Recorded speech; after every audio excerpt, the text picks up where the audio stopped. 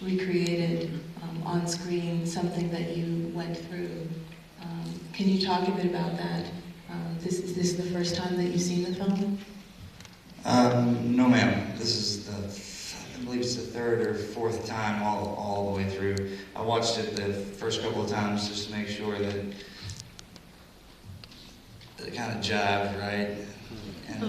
But Pete and Mark and Taylor and Emil and Ben and everybody, the cast and crew and everybody did such an outstanding job with it that when Pete and I first met and had the discussion about taking the story that was obviously transferred into a book that was now going to be in the hands of Hollywood, I was so apprehensive about it. I was scared to death. I didn't want anybody swinging from wires. I didn't want to fall in love with a village elder's daughter or anything like that. But,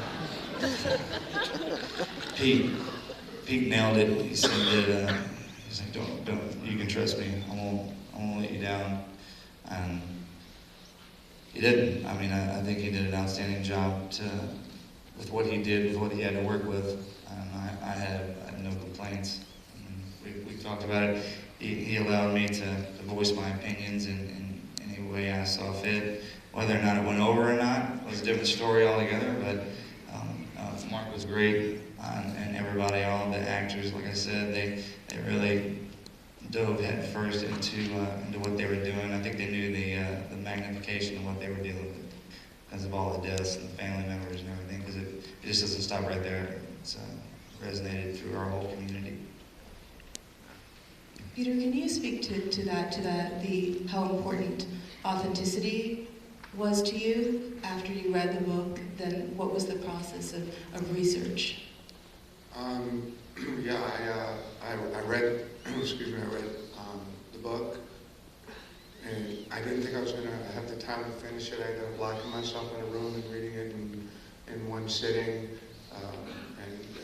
What Marcus did in that book was to take me into the experience of what happened up on that mountain and how his best friends died, and it really pierced me and made me realize how rare it is for me to spend that kind of time meditating on what it is that these guys go through. So it became very critical to me to get it right. Spent quite a bit of time with Marcus, and then spent a significant amount of time with the different family members of the soldiers who were killed, particularly the Murphys and the Dietzes and the Axelsons. Spent a lot of time with some of Marcus's colleagues. I was fortunate enough to have been sent to Iraq for a month, and I got to embed with the Navy SEAL platoon in Iraq, which was probably one of the great experiences of my life. But I knew that this film would be seen by certainly the Hollywood community and the American public, but specifically it would be seen by Marcus and the families, the moms and the dads, and the widows of the soldiers who were killed. And I knew that they would not sugarcoat it if they felt that we had not gotten it right. So I think, I speak for all of us, we took it pretty seriously.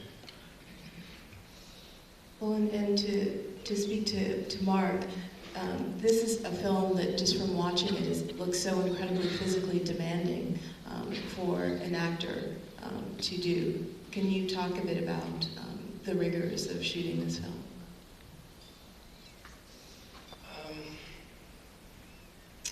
I don't know, I'm not in a good place to talk about anything right now because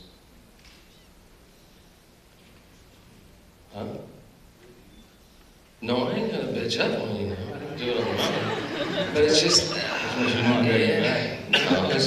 it's just,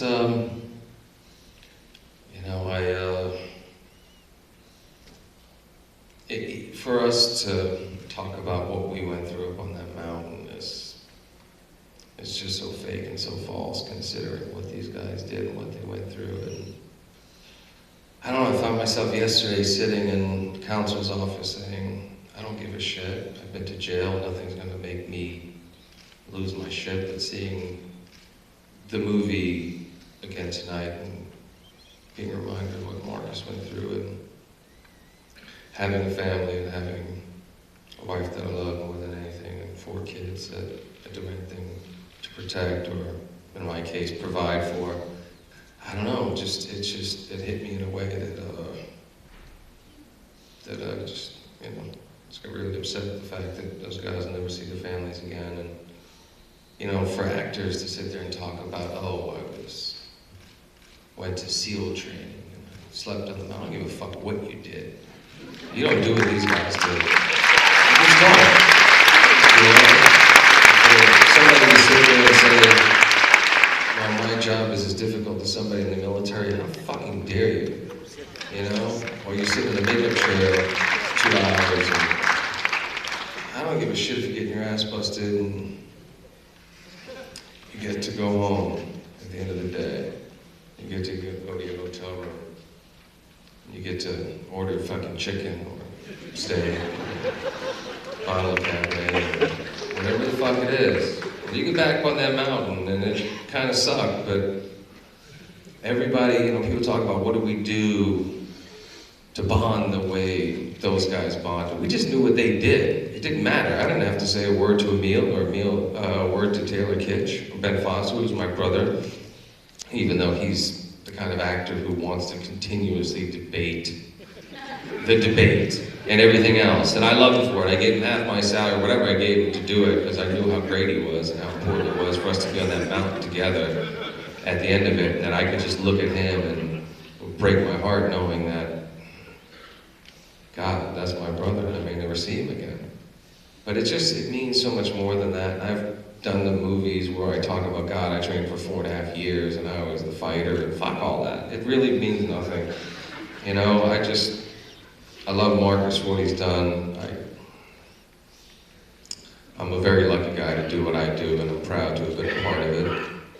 But it's just so much bigger than what I do. I love Pete for what he did and how committed he was. He would never let any one of us forget about what was important in the course of making the movie. And whether it was Marcus or the other SEAL guys, if they saw something that didn't ring true, I don't care if it was going to be the biggest stunt sequence in the movie, they were going to cut and call bullshit and grab one of us by the fucking back of the neck and tell us, no, do it this way and do it right and make it real. And if you don't, it's a problem.